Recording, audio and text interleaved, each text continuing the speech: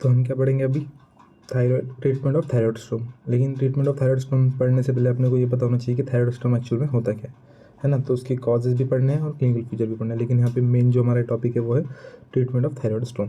ठीक है, तो थायराइड स्टोम को ही हम क्या बोलते हैं, थायराइड क्राइसिस भी बोलते हैं। उसके साथ साथ उसको थायरोटॉक्सिक क्राइसिस भी कहते हैं। तो ये क्या है कि severe life threatening condition of hyperthyroidism. क्या है ये, severe life threatening condition of hyperthyroidism with acute hyper metabolic state. मतलब अचानक से जो भी हमारा T3 T4 है वो ब्लड के अंदर बहुत ज़्यादा मात्रा में बढ़ जाता है, इसके लिए हाइपर मेटाबॉलिक स्टेट क्रिएट हो जाती है। तो और ये क्यों इंड्यूस हुए, induce by release of excess thyroid hormone. Excess thyroid hormone की वजह से ये जो स्टेट है ये यहाँ पर क्रिएट हुई है। इसको क्या बोलेंगे हम, थायराइड क्राइसिस और थायरोटॉक्सिक क्राइसिस। ठीक है, तो इसमें क्लिनिकल फीचर क्या आएंगे, हाइपरपायरेक्सिया। हाइपरपायरेक्सिया मतलब जो भी टेम्परेचर पेशेंट का वो बहुत ज़्यादा बढ़ जाएगा, हमें बहुत ज़्यादा बड़ा हुआ टेम्परेचर देखेंगे पेशेंट का। जूम करते हैं क्लिनिकल फीचर पे, हाँ तो देखें, तो क्लिनिकल फीचर क्या आ रहा है हमारे पे, हाइपरपायरेक्सिया, टेम्परेचर 41 डिग्री सेल्सियस से ज़्यादा रहेगा। उसके साथ साथ सीवियर डिहाइड्रेशन भी देखने मिलेगा हमें पेशेंट के अंदर, है ना। सर्कुलेटरी कोलैप्स हो जाएगा, डिहाइड्रेशन हो रहा है तो ब्लड वॉल्यूम कम हो रहा है तो सर्कुलेटरी कोलैप्स भी दिखने मिलेगा। हाइपरटेंशन भी होगा, पाल्पिटेशन भी देखने मिलेगा, कार्डियक अरिथमियाज, कार्डियक फेलियर और all the clinical feature of thyrotoxicosis के साथ साथ हमें देखने मिलेंगे। इसमें जो मेन सिम्टम है थायराइड स्टोम के अंदर वो है हमारे हाइपरपायरेक्सिया, सीवियर डिहाइड्रेशन और सर्कुलेटरी कोलैप्स, और इनकी वजह से ही पेशेंट बहुत ज़्यादा प्रॉब्लम में जा सकता है। ठीक है, अभी इसकी कॉजेज़ क्या होते हैं कि भाई क्यों हो रहा है ये कंडीशन क्यों हो रही है। तो इसके दो कॉजेज हो सकते हैं, एक तो मेडिकल कॉज भी हो सकता है और सर्जिकल कॉज भी हो सकती है।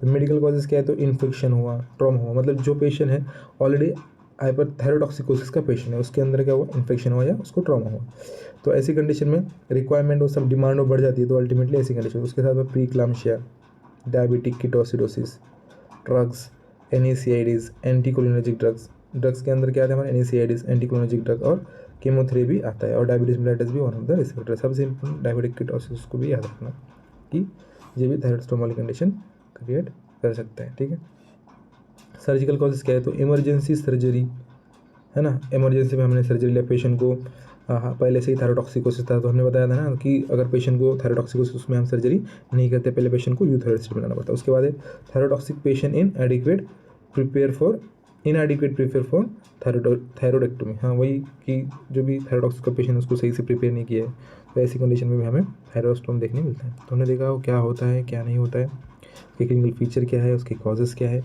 आप देखेंगे उसका ट्रीटमेंट कैसे मैनेज कैसे करेंगे अगर एक पेशेंट, क्योंकि इमरजेंसी कंडीशन है।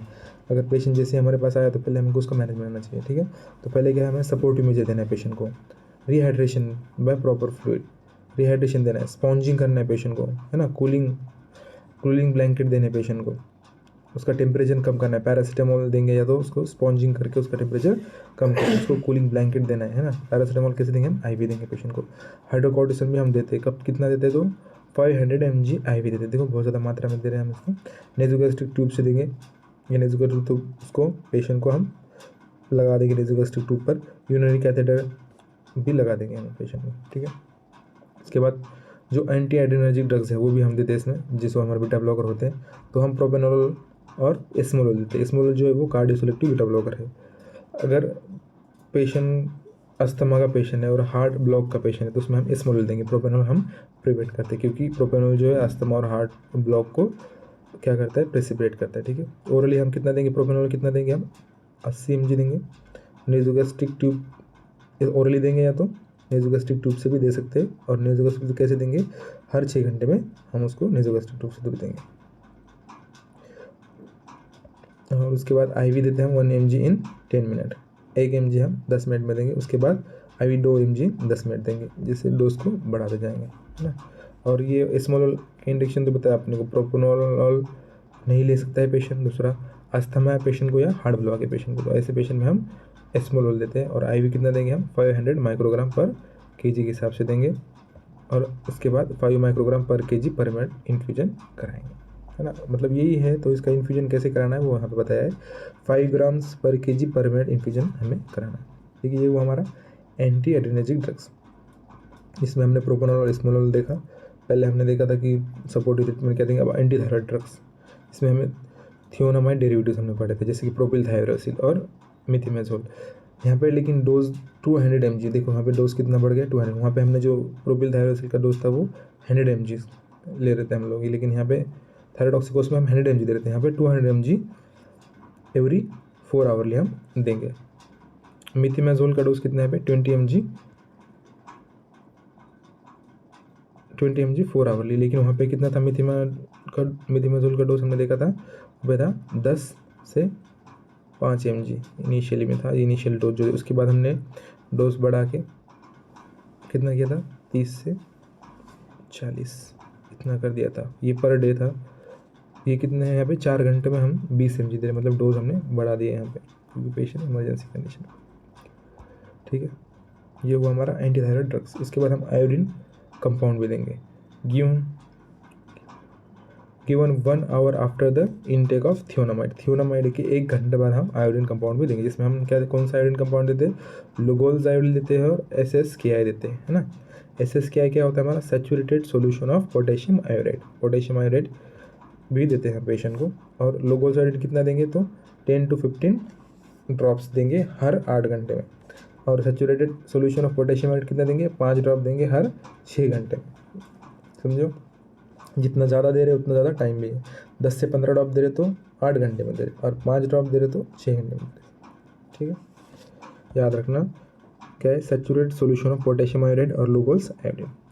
उसके बाद ग्लूकोकॉर्टिकॉइड्स, ग्लूकोकॉर्टिकॉइड्स भी देते हैं। ग्लूकोकॉर्टिकॉइड क्या करेंगे, डिक्रीज करते हैं पेरिफेरल, इनहिबिट या डिक्रीज करते हैं peripheral conversion of T4 to T3। इसमें कौन सा आता है हमारा, हाइड्रोकॉर्टिसोन आता है और डेक्सोमेथासोन आता है। हाइड्रोकॉर्टिसोन कितना देंगे हम 5 mg पर kg देंगे, है ना, और ये हर 6 घंटे में देंगे।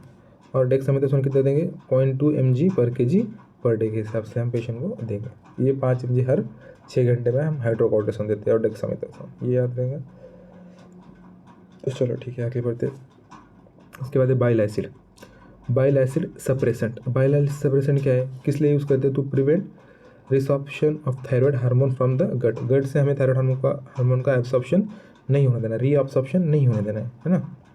जो भी गट में आया है बाइल डक्ट के थ्रू, जो भी हमारा थायराइड हार्मोन हमारे गट में आया उसका हमें रीअब्सॉर्प्शन नहीं होने देना, उसे स्टूल के जरिए हमें बाहर निकालना है। तो उसके लिए हम क्या देते हैं, कोलिस्टायरामाइन। कोलिस्टायरामाइन कितना देंगे 4 ग्राम हर 6 घंटे में। और लिथियम कार्बोनेट भी कितना देंगे 300 mg देंगे हर 6 घंटे में। यहाँ पे देखो सभी हम ये 4 घंटे 6 घंटे में, ये भी 6 घंटे हर 6 घंटे में, ये भी हर 6 घंटे में, और यहाँ पर ये भी हर 6 घंटे, मतलब सैचुरेटेड सोल्यूशन ऑफ पोटेशियम 6 घंटे में हर 5 ड्रॉप, हाइड्रोकॉर्टिसोन 5 mg सेम ही 5 ड्रॉप 5 मिलीग्राम पर kg 6 घंटे में। और उसके साथ साथ हमारा लिथियम कार्बोनेट 300 mg 6 घंटे में, और कोलिस्टायरामाइन 4 mg, कोलिस्टायरामाइन 4 mg 6 घंटे में। तो ये याद रखना, यहाँ पे ज़्यादा करके हर 6 घंटे के गैप से हम दे रहे हैं। ठीक है, हो गया, ठीक है।